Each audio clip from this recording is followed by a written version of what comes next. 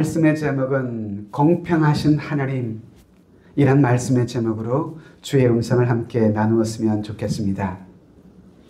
여러분, 이 세상에 존재하는 모든 만물들은 각기 조화를 이루어 살도록 하나님이 그렇게 창조해 놓으셨습니다. 즉, 하나님께서는 세상을 창조하실 때 그 모든 것을 각기 공평하게 지으셨습니다. 한 편만 우세한다든지 한 편만 열세한다든지 그렇게 짓지는 않으신 것 같습니다. 음지가 있으면 양지가 있게 하시고, 높은 것이 있으면 낮은 곳이 있게 하시고, 어두운 곳이 있으면 밝은 곳이 있게 하시는 것이죠. 이처럼 상호간 모든 것이 조화를 이루고 균형을 이루어 존재하도록 하나님이 그렇게 만물을 지으셨습니다. 우린 그런 하나님을 공평하신 하나님이라 이렇게 부릅니다. 여러분, 유대인의 격언 중에 이러한 격언이 있습니다. 하나님의 손에는요, 항상 저울이 들려 있습니다 라는 유명한 격언이 있답니다. 이 말의 격언의 의미가 뭐겠습니까? 이것은 하나님은 누구에게나 어떤 사람에게는 많이 주고 또 어떤 누구에게는 적게 주시지는 않는다. 저울을 달게 하셔서 공평하게 모든 이들에게 베푸신다라는 그 말씀인 것이죠. 그래서 여러분, 사법부를 상징하는 여러분 이미지상 가운데 하나가 눈을 감은 여자가 이렇게 양쪽에 거울을 쥐고 있는 것, 그것이 사법부의 어떤 상징적인 모습입니다. 보지 않고 양쪽의 저울을 가지고 무엇이 옳고 그른지를 판단하겠다라고 하는 상이 바로 그 상 아닙니까? 자, 여러분, 하나님은 만드신 모든 피조물들을 사랑하시고 그 모든 것들에게 골고루 당신의 은혜를 내려주시는 공평하신 하나님이십니다. 그래서 그분은 신자나 불신자에게나 동일하게 햇빛을 비추어 주시고 비를 내려주시고 우리가 마실 수 있는 공기를 골고루 균등하게 내려주시는 공평의 하나님이시죠. 어느 날 한 여성도가 거울 앞에 앉아서 신세 타령을 하기 시작했답니다. 하나님은 왜 유독 나에게만은 이렇게 인색하시기만 하신 것일까?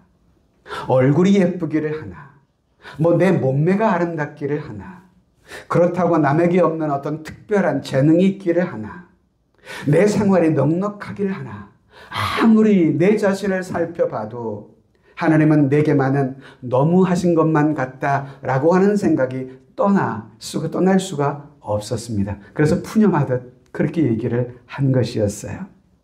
여러분, 이 여인의 이 푸념, 이 여성도의 푸념이 그녀만의 푸념일까요?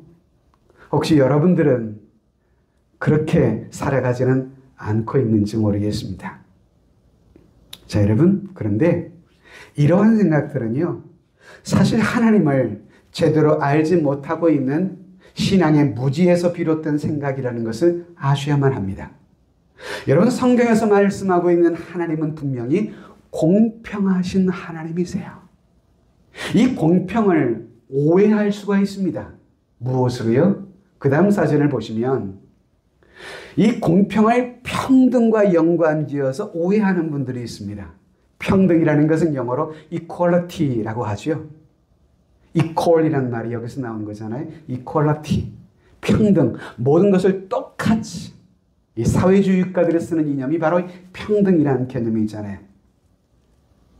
근데 여러분, 하나님이 얘기하시는 이 공평은 equality가 아닙니다. equity입니다. equity. 비슷한 단어 같지만 다른 의미의 단어입니다. 이 그림이 그것을 보여주어요. equality와 equity. 무슨 차이가 있을까요? 각기 아버지와 아들 둘이 야구 경기를 보는 것 같은데 다 아이의 성장과 키가 다르잖아요. 그 아이에게 똑같은 밑받침을 갖추다는 걸 equality, 평등이라고 말합니다. 똑같이. 그러나 하나님이 이야기하시는 공평이라는 것은 무엇입니까? 그 사람에 맞추어서 모두가 동일한 그 모습을 바라볼 수 있도록 그들에게 맞추어서 내리시는 그 은혜를 공평이라 이렇게 말하는 것입니다. 여러분, 이 차의 그림으로 확연히 깨닫게 되시죠? 깨달으시면 고개를 끄덕끄덕 하시고 아니면 도리도리. 하나님은 공평하신 하나님이세요. 그 증거를 저는 오늘 여러분들과 본문에서 찾아보려고 하는 것입니다. 자, 본문 30절을 보실까요? 야곱이 또한 라헬에게로 들어갔고 그가 레아보다 라헬을 더 사랑하여 다시 7년 동안 라반을 섬겼더라. 여기서 본문에 보면 네 사람의 이름이 등장합니다. 누가 등장하죠? 첫째는 야곱, 두 번째는 라헬, 세 번째는 레아, 그리고 네 번째는 라반이라고 하는 이 네 명의 사람이 등장하는데요. 하나님께서 본문에 보시면 네 명의 사람들에 대해서 하나님이 어떻게 일을 행하시는가를 가만히 보면 하나님이 얼마나 공평하신 하나님이신가를 우리가 볼 수 있고 느끼게 될 수 있다 이 말입니다. 오늘 그 말씀을 여러분들과 나눠보려고 합니다. 자, 첫째는 야곱의 모습을 한번 볼까요? 우린 야곱이라는 사람을 많이 들어서 어느 정도 알고 있습니다. 그의 일대기를요. 그의 기질, 그의 성품, 그의 집요한 그의 근성. 그는 참 약삭 빠른 사람인 것 같습니다. 직념의 사람이기도 하고요. 남이 가진 좋은 것을 보면 빼앗지 않고는 못 빼기는 그러한 집념의 사람이기도 했습니다. 여러분, 이러한 성품의 소유자였던 야곱은 이미 그의 어머니 뱃속에서부터 태아였을 때부터 그런 기질이 태아의 모습 속에서도 나타날 수 있었음을 보게 되는데요. 그의 어머니 리브가가 쌍둥이를 임신했을 때 두 쌍둥이가 창세기 25장 22절에 보면 어떻게 했다고 하죠? 그 아들들이 그의 태 속에서부터 서로 무엇했어요? 서로 싸워요. 형제간의 주로 싸움은 누구 때문에 싸움 날까요? 주로 형의 권위에 도전하는 동생 때문에 많은 경우 싸움이 날 때가 많아요. 태 속에서 싸우기 시작했어요. 뿐입니까, 여러분? 출생할 때도요, 야곱은 먼저 어머니 뱃속에서 출생해서 나오는 그 형의 뒷발꿈치를 잡으면서 이 땅에 태어났어요. 후에 나온 야곱은 손으로 형 에서의 발꿈치를 잡았으므로 그 이름을 누구라 했다? 야곱이라 했다. 그 야곱의 이름의 뜻이 뭡니까? 형의 발꿈치를 잡았다. 이런 뜻을 가지고 있는 이름이죠. 한마디로 이 야곱이라는 사람을 보면 뱃속에서부터 그리고 출생할 때부터 떡잎부터 알아보았던 그런 성품의 소유자, 그가 야곱이었습니다. 아주 지독한 사람 중에 한 명이 아닐까 싶어요. 그래서 후에 야곱은 형의 장자권도 결국 빼앗고 맙니다. 그리고 그의 아버지 이삭으로부터 받을 축복권마저 빼앗습니다. 이 과정에서 야곱은 눈이 어두운 늙은 아버지를 속이고 기만하기까지 했습니다. 그래서 결국 형을 제끼고 자신이 하나님의 축복을 받는 승리자가 됐습니다. 여러분, 이런 야곱의 모습, 어쩌면 오늘 이 시대를 살아가는 전형적인 현대인들의 모습과 너무 닮아있지 않나 하는 생각을 해보게 돼요. 저는 그래서 만약에 이 성경의 이 야곱이 오늘 이 시대에 태어났을지라도 그는 누구 못지않게 잘 살아갈 사람 중에 한 명이 아닐까 하는 생각을 가져보기도 합니다. 집요하고요. 이해 타산적이고요. 거기다가 약삭 빠르기도 한 사람. 그가 야곱이었습니다. 자, 그런데 여러분, 우리는 하나님이 어떤 분인지를 잊지 말아야 하냐면 그분은 공평하신 하나님이라는 거예요. 공평하신 하나님. 그래서 하나님은 이제 아브라함과 이삭을 뒤이어서 그의 뒤를 세 번째 족장이 될 이 야곱. 그 야곱이 이전에 그런 성품과 방식으로 살아가도록 그냥 내버려 두실 수는 하나님은 없으셨습니다. 그래서 창세기 30장 이 다음 주에 한번 볼 말씀이긴 하지만 창세기 30장에 보시면 여러분, 이 야곱은 자신이 과거에 행한 동일한 방식으로 자신이 다른 사람들에게 사기를 당합니다. 기만을 당하게 돼요. 야곱은 형이 받아야 할 축복을 중간에 가로챈 일로 결국 형의 미움을 받아서 지난주에 보았듯이 그의 외가 외삼촌 라반의 집으로 피신을 할 수밖에 없었잖아요. 자, 그렇게 해서 외삼촌 라반의 집에 가보니까 외삼촌 라반의 집에 두 딸이 있었습니다. 그 딸들의 이름이 레아와 라헬이라고 하는 두 딸들이었어요. 그런데 오늘 17절을 보시면 두 딸들의 모습을 이렇게 그려줍니다. 한번 같이 읽어볼까요? 시작. 자, 여러분 여기서 레아는 시력이 약하다. 첫째 딸 레아는 시력이 약하다. 이전 개역 성경에는 알력이 약하다. 이렇게 번역되어 있었는데요. 개정판에서는 시력이 약하다라고 시력으로 바꿨습니다. 여러분 여기에 시력이란 이 단어 히브리어에 보면 아인이라고 하는 단어를 쓰고 있는데요. 이건 눈에 보이는 그런 시력을 얘기하는 것이 아니고요. 오히려 외적인 미모를 이야기하는 단어입니다. 즉 레아는요. 그의 미모가 그렇게 아름답지 못했던 그런 딸이었던 것 같아요. 근데 라헬은 어때요? 라헬은 곧고 아리따웠다. 곱다라는 뜻이 히브리 말로 야페라는 단어인데 아름답다라고 하는 의미의 단어입니다. 즉 여러분 둘째 딸 라헬은요. 언니와 다른 외모로서 각 어여쁜 아름다운 외모의 소유자였던 것 같아요. 그러다 보니까 야곱이 누구에게 반했겠습니까? 결국 동생 라헬에게 반해버리고 말았습니다. 그래서 외삼촌에게 작은 딸 라헬을 자신의 아내로 달라고 요청을 합니다. 그러면서 그 딸을 얻기 위해 자진을 합니다. 뭘 자진을 해요? 외삼촌의 집에 머슴으로 내가 7년을 섬기겠다며 자원합니다. 그러니 라헬을 자신에게 달라는 것이죠. 그래서 여러분 야곱은요. 아름다운 여인 라헬과의 결혼을 위해 장가갈 욕심으로 7년을 여러분 며칠같이 섬겼다고 그랬어요? 29장 20절에 보면 야곱이 라헬을 위하여 7년 동안 라반을 섬겼으니 그를 사랑하는 까닭에 7년을 어떻게 여겼다고요? 며칠같이. 야, 이게 얼마나 라헬이 예뻤으면 뭐 제2의 김태희였나 모르겠습니다.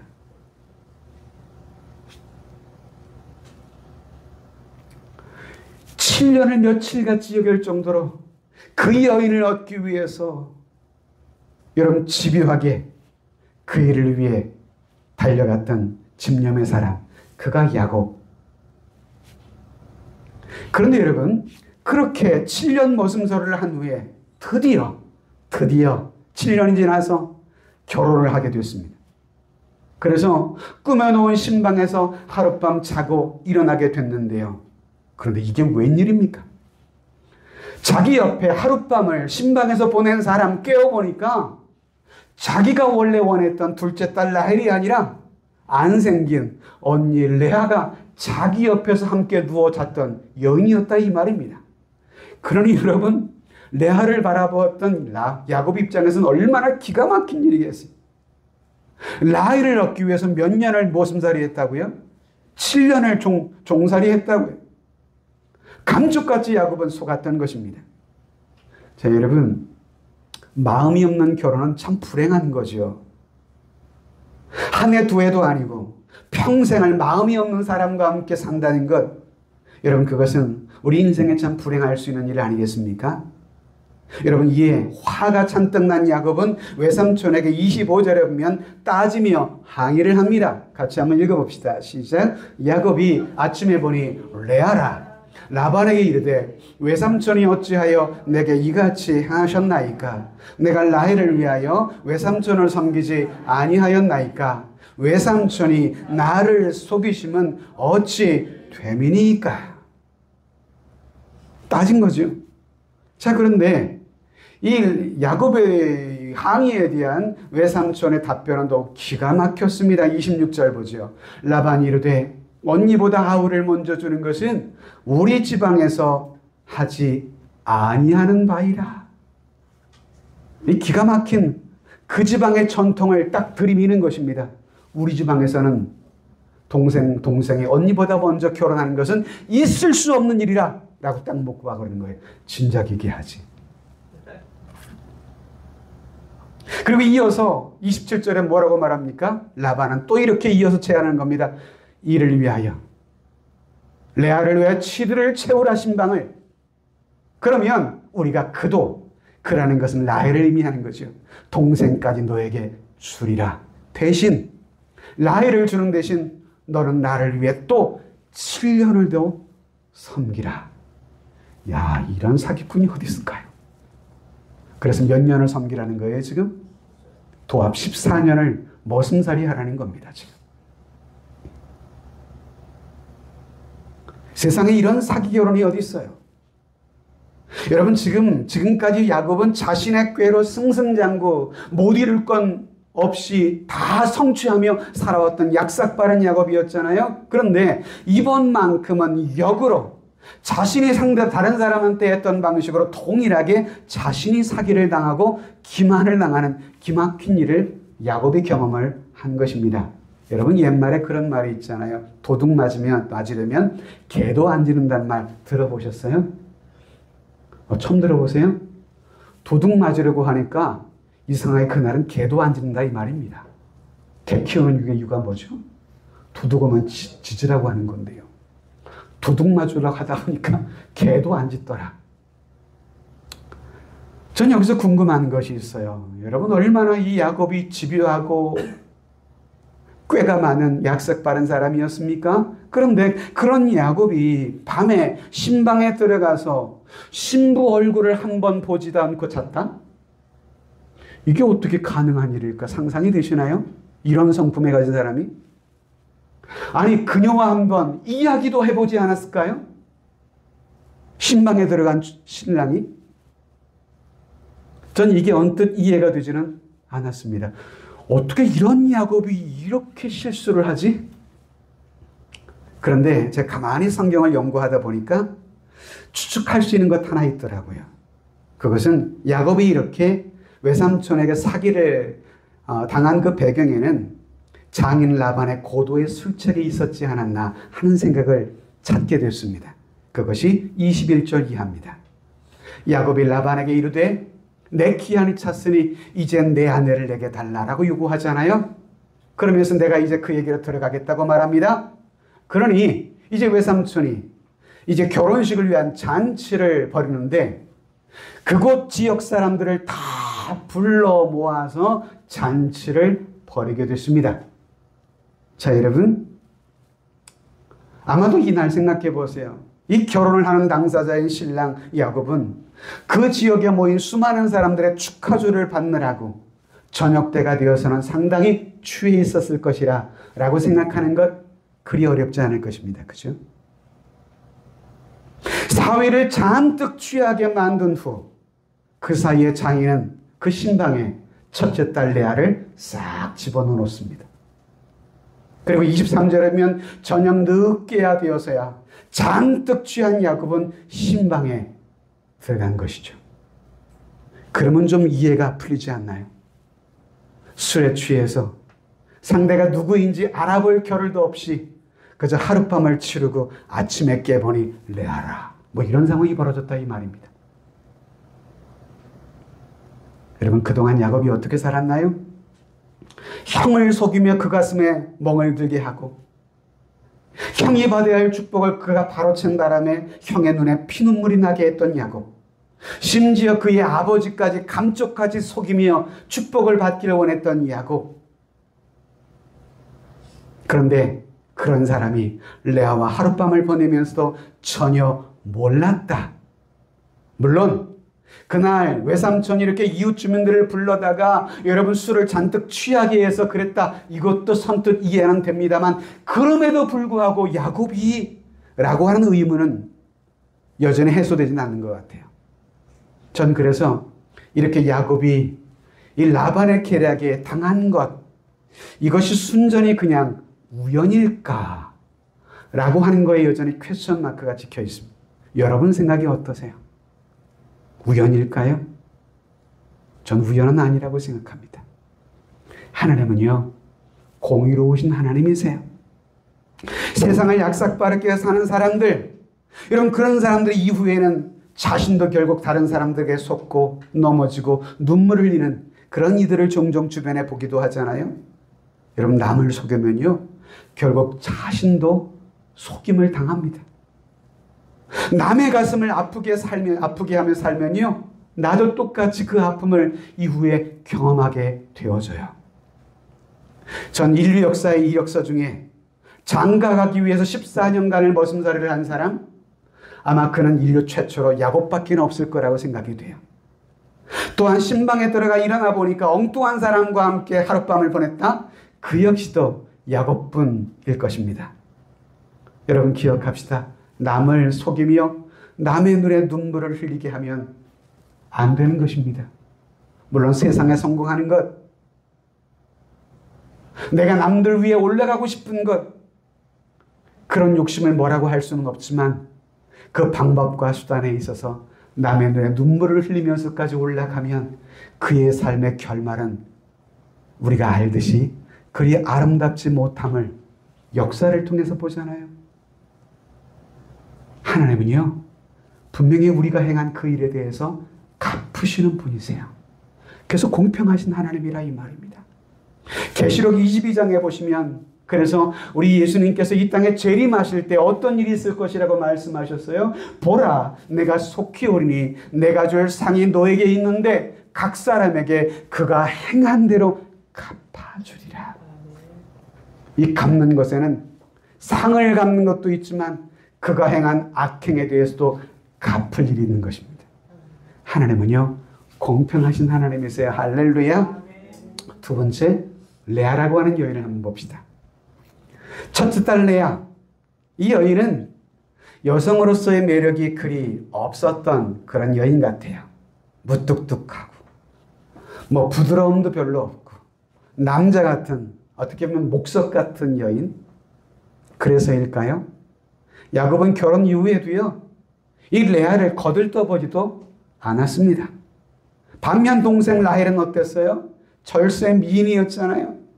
여자하고 아름다우면서 상당하며 매력이 있는 그런 여인. 야곱은 그런 라헬을 얻기 위해서 도합 14년간을 장인의 집에서 머슴살이를 주저하지 않았습니다. 그리고 결국 두 여인을 아내로 맞이합니다. 그러나 여러분, 결혼 후에 야곱의 이 두 여인 중에 누구의 방을 자주 들렀으리라 상상이 되시나요? 레아와 라헬의 방 중 누구의 방을 자주 찾아갔을까요? 왜 대답을 안 하실까요? 대답을 양심상 못 하겠어요? 라헬이죠. 물어보고 나서만 하죠. 여러분, 그때마다 동생의 방을 향해서 늘 쫓아가는 자신의 신랑 야곱을 바라보는 레아의 마음은 어떠했을까요? 여러분, 상상이 되시나요? 소방받는 여인의 아픔, 여자로서, 아내로서 겪었을 레아의 숱한 상처와 그 외로움들, 그렇다고 해서 남편이 동생의 방을 찾아간다고 어떻게 할 수 없는 그런 현실이잖아요. 자, 그런데 여러분, 여기서도 보십시오. 하나님은요, 공평하신 하나님이세요.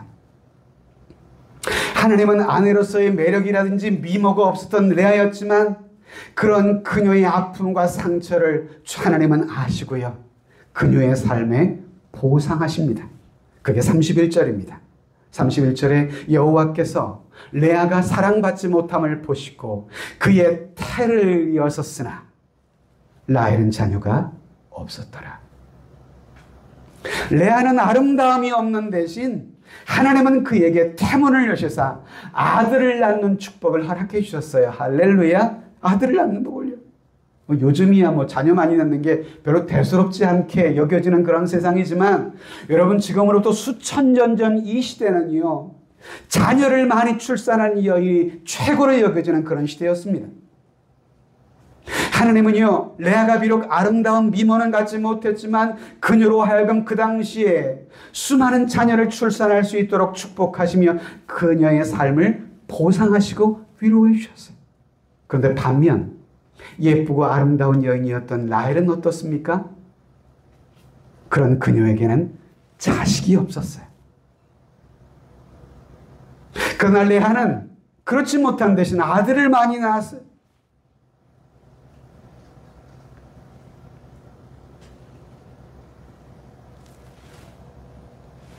이상하게 신랑이 언니 레아의 방에 한번 오랜만에 갔다 오기만 하면 언니 레아는 임신을 하는 거예요. 자주 가는 것도 아니고 가끔 한 번씩 가기만 하면 언니가 배가 나와 순풍순풍 아이를 낳아요. 자, 여러분, 이것도 과연 우연일까요? 이것은 그녀를 향한 하나님의 보상이었습니다. 남편에게 사랑받지 못했던 그녀의 상한 마음에 대한. 그래서 레아가 아들을 낳았는데요, 이후에 몇 명의 아들을 낳았는지 아시나요? 레아가 직접 낳은 아들이 6명, 그리고 레아에게 속한 시녀가 낳은 아들이 2명. 그래서 레아의 몫으로 낳은 아들이 총 몇 명이냐? 8명의 아들이, 야곱의 12아들 중 무려 8명이 레아가 낳은 아들이에요. 여러분, 3분의 2 절대 다수잖아요. 뭐 선거를 해도 과반수가 넘잖아요. 레아가 회의 소집을 할 수 있는 인원수를 갖춘 것입니다. 지금 무엇이 그러니 부러울까요? 여러분, 그녀는 동생 라헬이 얻지 못했던 다산의 축복을 받으며 위로를 받게 하나님이 하신 것입니다. 그러니 여러분, 이 얼마나 하나님은 공평하신 하나님이실까요? 뿐인가 여러분? 하나님은 그녀의 삶에 어떻게 보상하시는지 아시나요? 그녀의 8명의 아들 중에 특별히 유다라고 하는 아들이 있었죠. 그 유다의 후손을 통해서 이 땅에 누가 오셨나요? 우리 주 예수 그리스도가 레아가 낳은 아들 유다의 후손을 통해서 오신 분이십니다. 할렐루야. 이렇게 하나님은 레아에게 보상하셨어요. 이처럼 하나님은요, 한 사람에게 모든 것을 다 주진 않으셨어요. 우리는 이것을 알아야만 합니다. 하나님은 고루 우리에게 주시는 하나님이세요. 나에게 무엇이 없어서 혹은 부족해서 여러분 속이 상하거나 낙심하고 계신 분이 있으신가요? 저도 여러분 20대 때 그것 때문에 여러분 상한 마음을 가지고 비교하며 비교의식에 빠진 적이 많았어요. 남들은 장동건처럼 잘생긴 사람도 많던데 나는 왜 이렇게 머리숱도 없고 머릿결은 또 얇아서 쑥쑥 잘 빠지고 이젠 배도 나오고. 뭐 생각해보니까 남이 가진 건 많은 그 장점은 나는 하나도 없고 단점만 보이는 것 같았어요. 그러니 늘 우울했습니다. 여러분, 낙심하지 마세요. 하나님은요, 내게 없는 그것을 다른 방식으로 반드시 보상하시는 공평하신 하나님이라는 것, 이거 잊지 마실 수 있기를 바랍니다. 자, 그러면 세 번째 인물 라헬을 볼까요? 30절을 보겠습니다. 같이 읽죠. 야곱이 또한 라헬에게로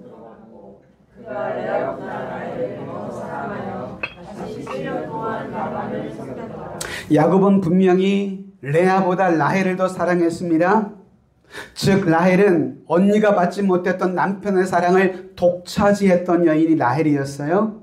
여러분, 한 여성이 태어나서 잘생기고 아름답고 매력있고 거기다가 남편의 사랑까지 독차지하고, 그렇다면 여러분, 이 라헬이라고 하는 이 여인은 사실 세상에서 부러울 것이 없는 그런 완벽한 여인이 아닐까요 여러분? 전 할 수 있으면 여성은 아름다움이 필요하기도 하다고 생각을 합니다. 자신만의 매력을 잘 가꾸어 가는 것도 여러분 성도로서의 중요한 매력 가운데 하나일 수 있습니다. 자연스러운 일입니다. 여자가 결혼했으면 남편으로부터 사랑받으며 살아야죠. 그렇지 않으면 여러분 여성으로서는 큰 상처와 아픔이 아닐 수 없지요. 남편 여러분, 여러분들의 아내를 소중히 여기고 사랑하실 수 있기를 바랍니다. 남편 여러분, 그렇게 해주시겠습니까? 안 하시니 아내를 한번 바라봅시다. 우리 아내를 한번 바라봅시다. 우리 그리고 아내를 지극한 눈초리로 이렇게 한번 말해봅시다. 여러분, 자꾸 말을 해봐야 들더라고요. 말을 해봐야 들더라고요. 보세요. 그리고 입 한마디만 합시다. 많이 하면 쑥스러워. 우리 사랑합니다. 이 말 한마디 하면 돼요. 여인에게, 부인에게도 시킬 테니까 한번 해보시자고요. 자, 해보세요. 사랑합니다. 해보시라고요. 우리 아드님 어머니를 향해 사랑합니다. 그러면 부인들은 가만히 있어야 하나요? 부인이 남편에게 할 수 있는 최고의 칭찬은요, 여보 나는 당신을 믿어요 라는 말이에요. 부인도 한번 남편에게 해주시겠어요? 여보 나는 당신을 신뢰해요. 보고해야지, 보고. 딴 데 가지고 벽이 내 신랑인가?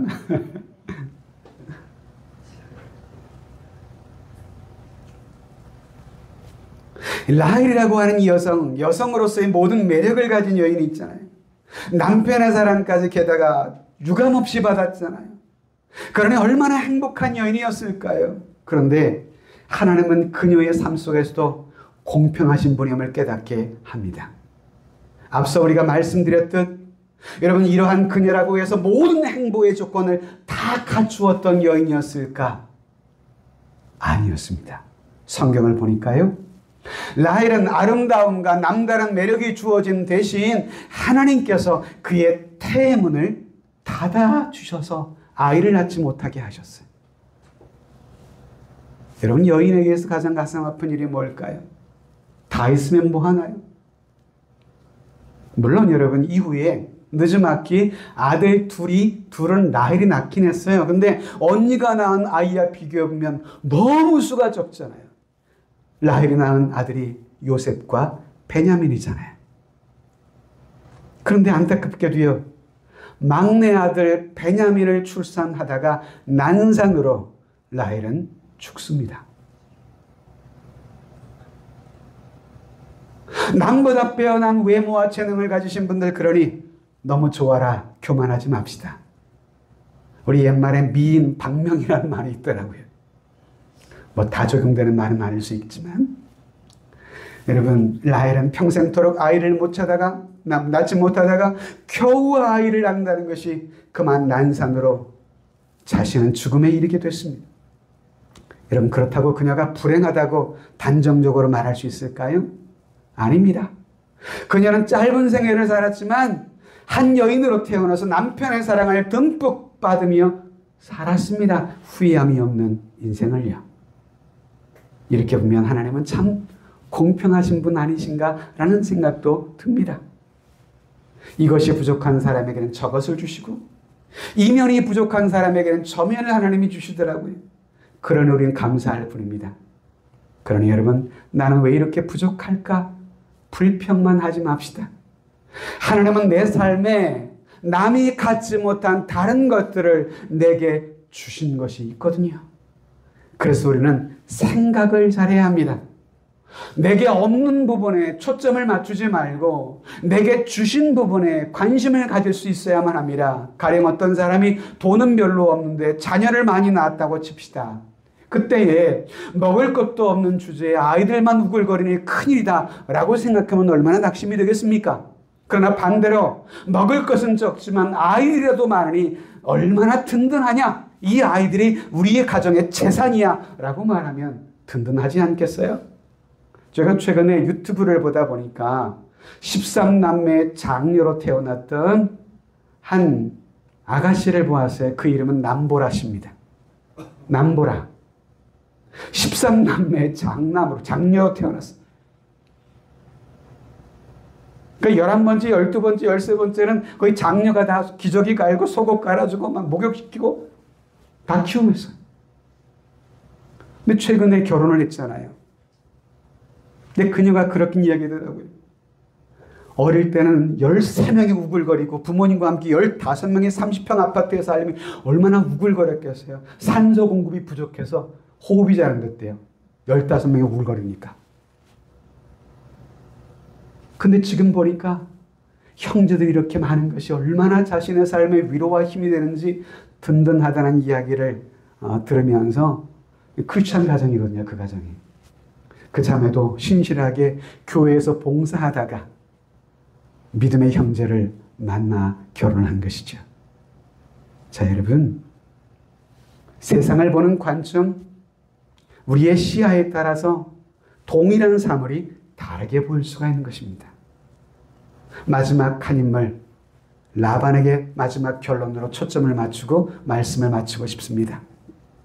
라반은 야곱의 외삼촌이자 야곱의 장인이었습니다.